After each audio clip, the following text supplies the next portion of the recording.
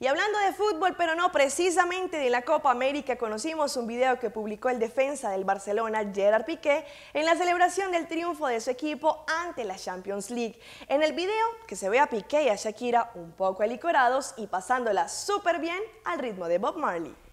Gerard Piqué tiene motivos para celebrar, pues tanto él como sus compañeros del Barcelona cerraron una gran temporada tras conseguir la Liga de España, la Copa del Rey y la Champions League. Pero eso no fue todo, pues el defensa del Barça compartió un video en el que sale junto a Shakira y un grupo de amigos celebrando el título con unas copas de más, las cuales sin duda se merece. Sin duda alguna, la post-fiesta que se marcaron para la celebración dio mucho más de qué hablar, sobre todo por el video que publicó Piqué en su cuenta de Instagram, en el que podemos ver al futbolista y a su chica Shakira celebrando el triunfo así de contentillos y se le ve a la barranquillera un poco pasada de tragos.